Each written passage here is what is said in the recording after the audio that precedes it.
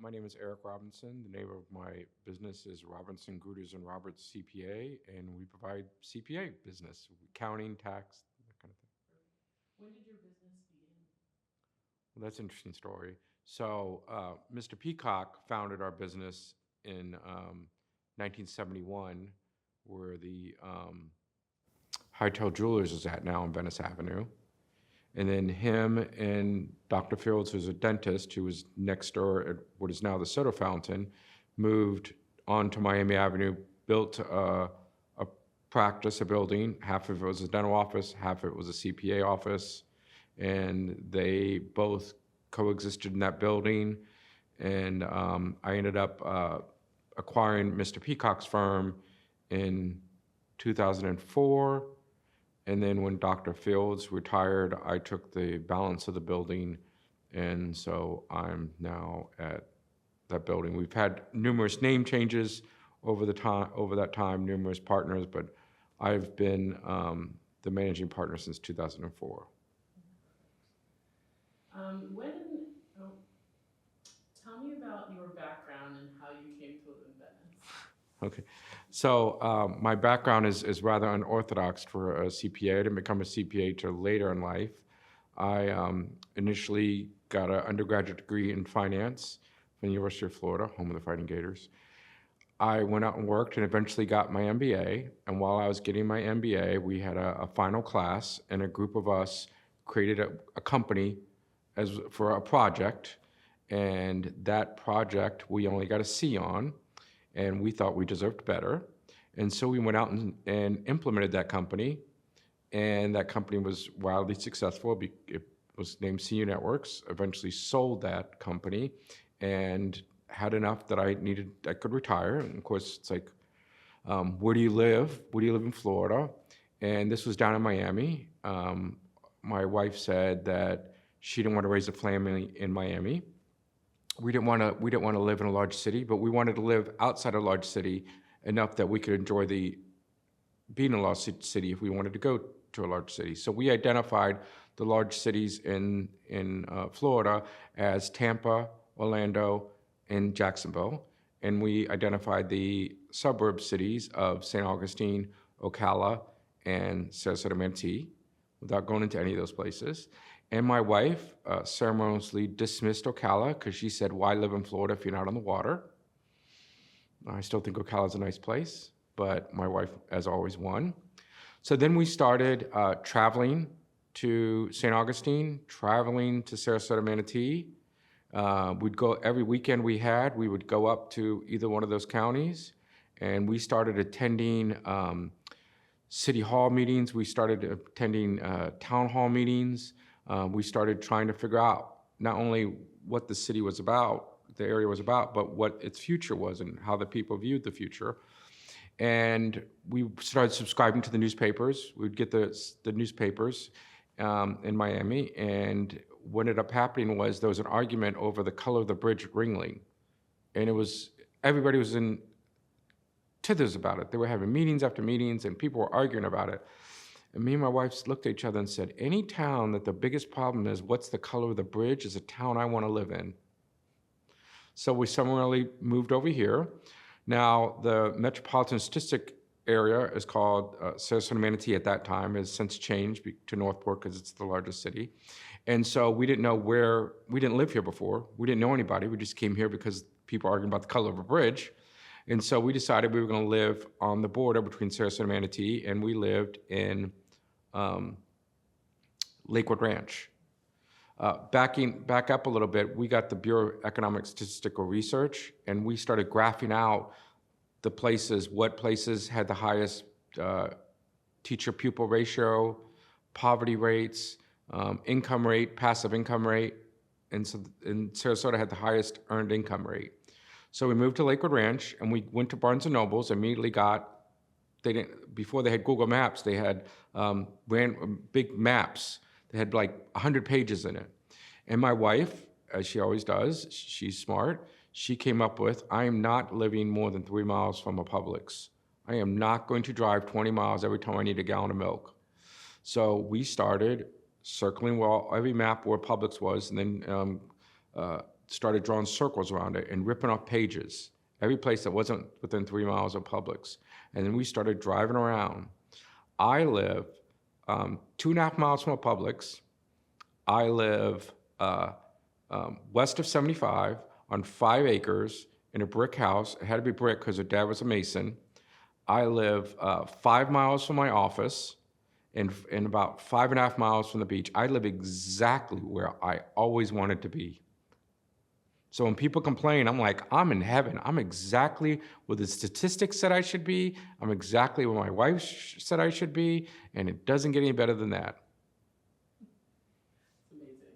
So I told you it was a long story. Do you mind if I fix Mr. Robinson's bow tie real quick? Okay, I'm sorry. Oh, no, it's okay, you're doing great. It's a clip-on. Oh, okay, I'm You just. want me to take it off? No, Okay. that's good. It was just, Okay. we wanted to that- share. Does that Okay. look better, guys? Yes. Okay. And then I know it's distracting because there's 3 of us, but try to, because your eyes are wandering. Okay. left and Right? Oh, I'm sorry. No, you're totally You're good. good. So just look at her? Yes. Okay. What about Venice made you want to start your business here? One of the things I like about Venice, and one of the things that people complain about. People complain that it's a close-knit group, it's a good old boy, but to me that means reputation matters. And I like starting at a place where reputation matters, because I wanted to make sure I grew a good reputation. I wanted to make sure that when people run into my son or my daughter, that they tell them that they're, I'm sorry. I want to make sure that when people meet my children, that they know who I am and they say that you have a good dad. And Venice is the kind of place that happens. I'm sorry. What's up, I can No, get you're- it, you want me to get you a tissue? No, I'm good. You're totally fine. What's one of your favorite stories about your business here in Venice? My favorite stories about, What's something that's happened or something you can remember that Maybe something similar to the that bridge. stands out? Yeah. I think that what my favorite story is how my clients rely upon me. Like I'm almost a partner in the business. And so I'll have clients call me up, sometimes the most mundane thing, but it's the most important thing to them. And it has absolutely nothing to do with taxes. But they want my input and they value my input. And the fact that people value my input means a lot to me. But the best story is when people now, when they see my kids, they let me know, I saw your kid was speeding. I saw your kid, he's got the new Jeep. So I tell my kids, hey, I did. And they're like, how do you know? And my answer always is, it's Venice. And they don't ask any more questions. It's true. It's really true. How would you describe yourself as a business leader?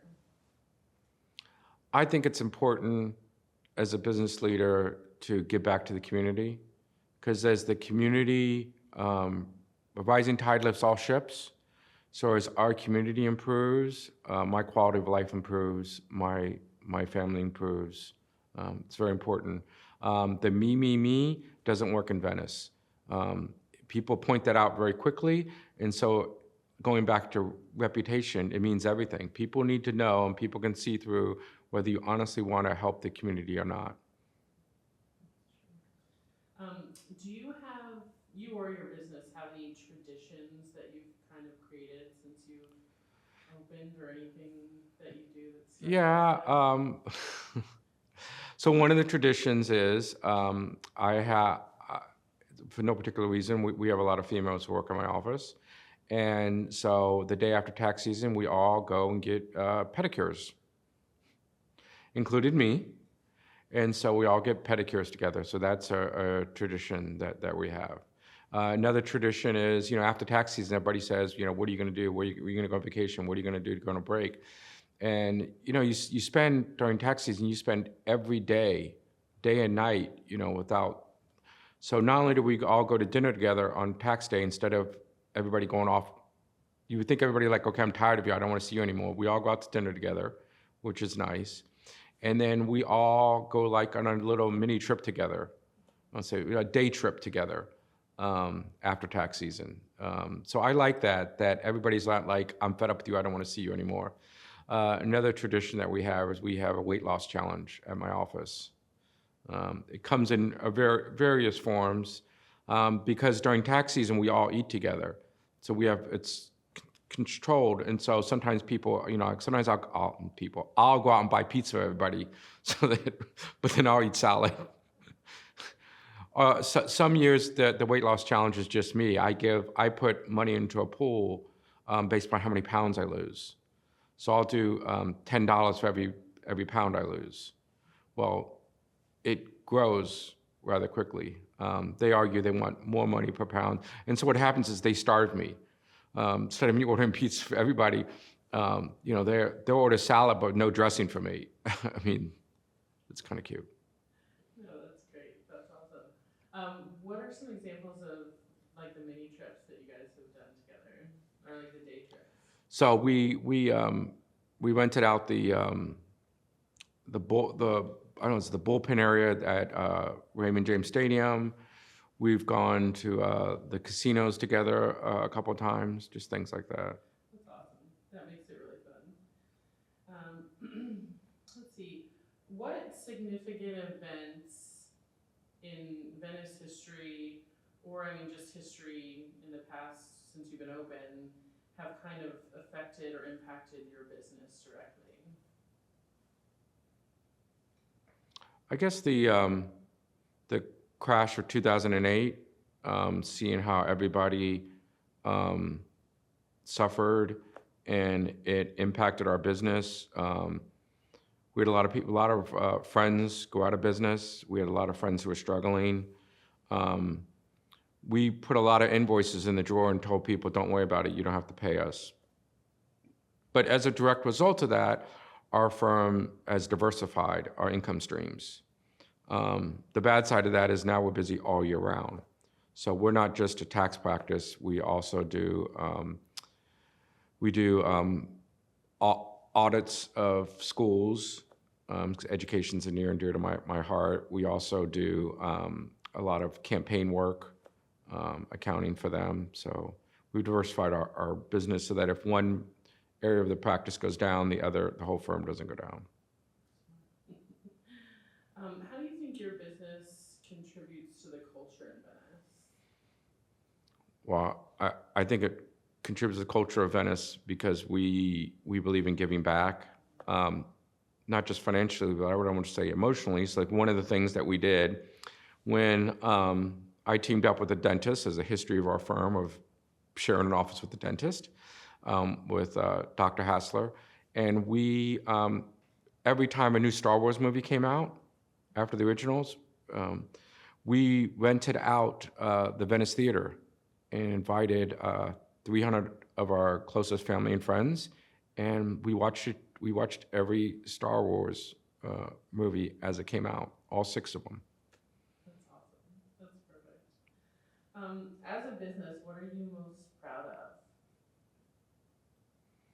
of? I'm proud that we're able to help our community, not just in the accounting services we provide, helping people grow and being partners, but also giving back to our community, helping out with Leadership Venice, helping out with Rotary Futures, helping out with the local schools. It's very important to me to give back. Sounds like it.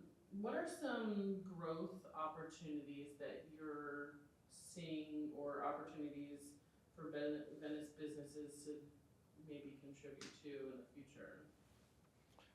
I think the best opportunity somebody it has to do with education. We have one of our reputations we have is people leave and don't want to get back. As soon as the kids graduate, they want to leave.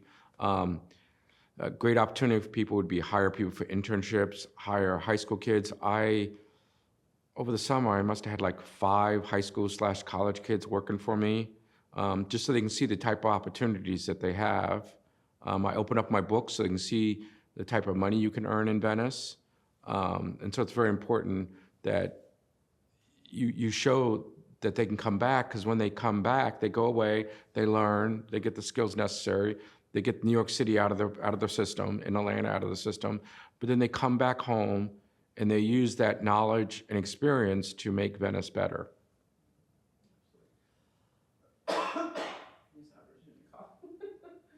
where do you see your business headed in maybe the next 10 years?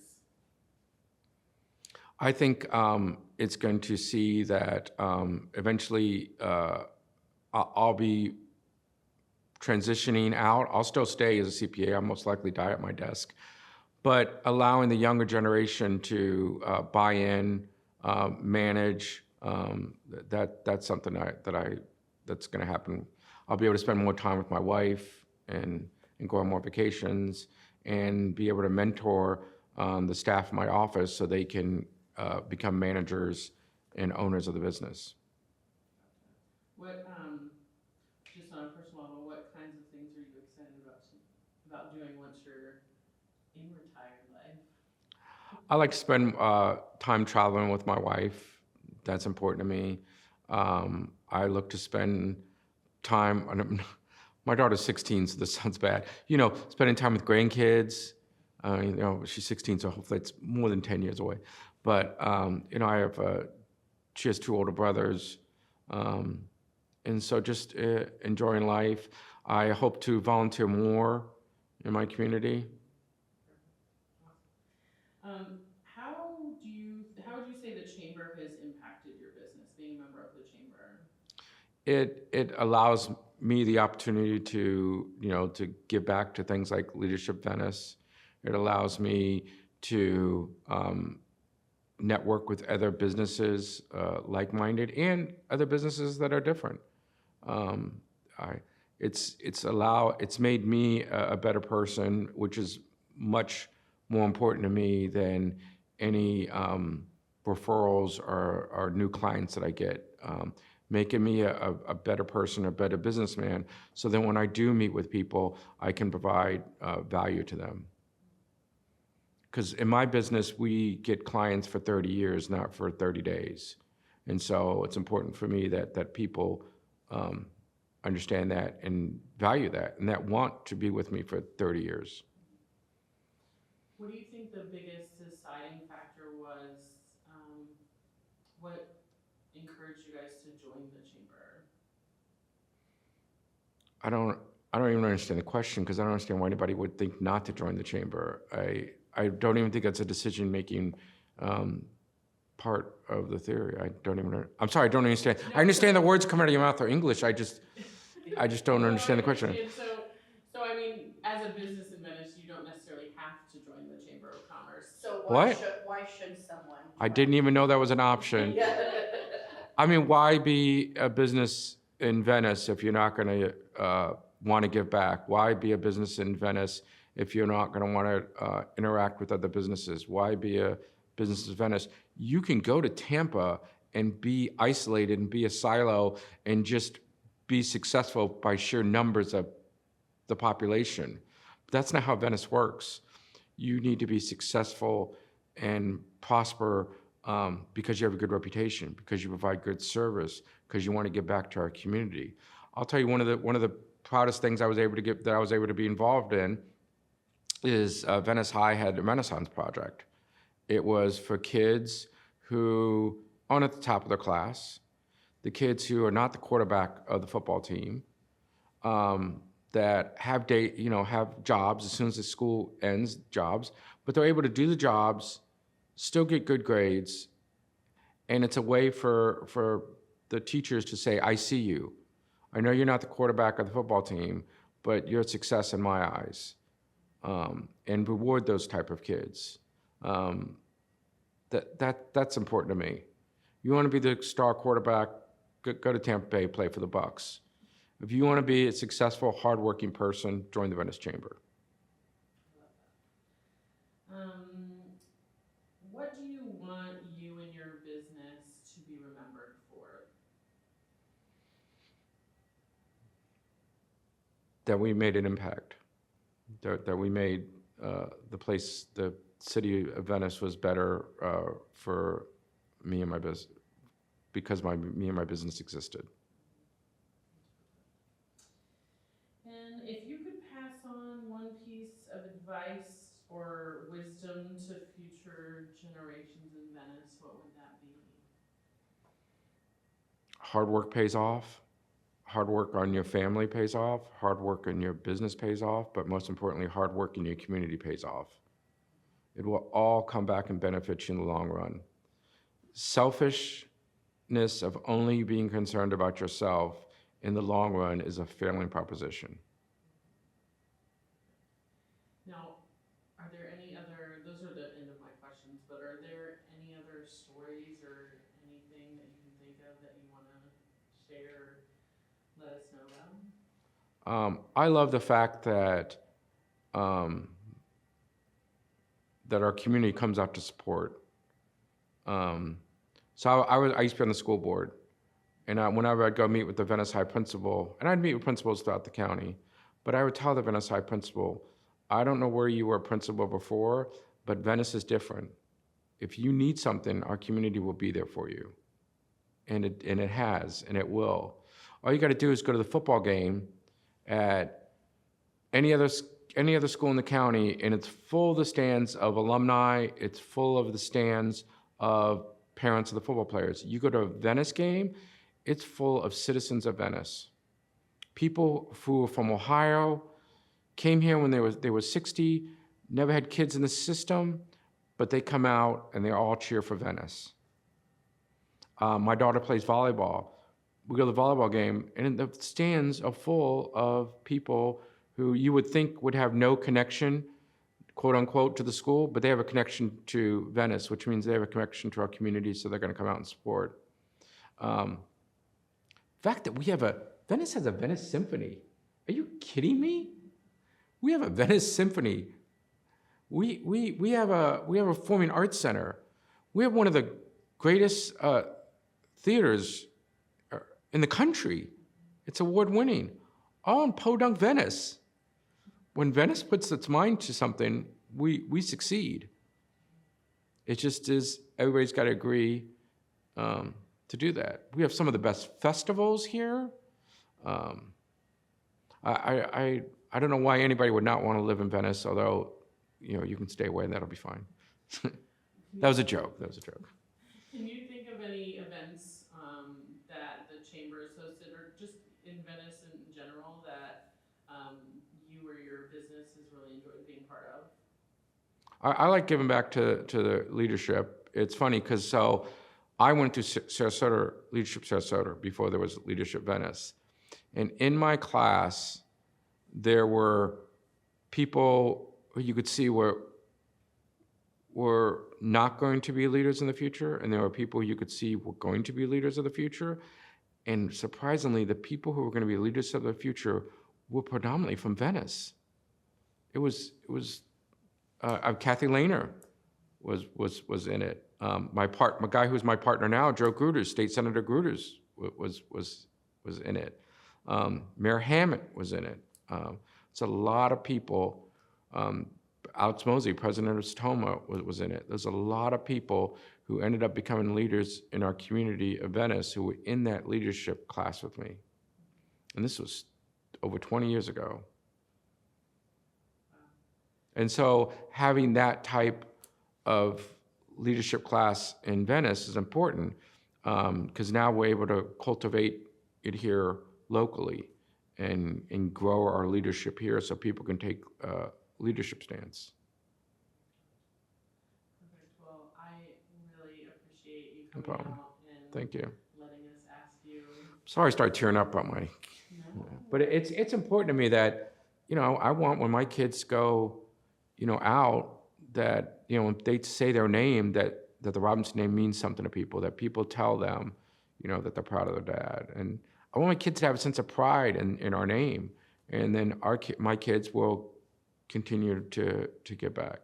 One of the best things funnest things is I was on the school board for 4 years and I gave away 100% of my salary. And so I got to go around, I got the joy of giving out $160,000 in 4 years, however I wanted to. And giving back to Venice, like the Renaissance program, starting a kindergarten library at Venice Elementary, paying to redo creating a rock park at Garden Elementary, just giving back. I also did work days, So I got to be a janitor at Venice Middle. I got to mow lawn Nokomis grass, and I didn't do a very good job of that. That's why I hire Hazeltine. But I got to ride one of those mowers. So I digress.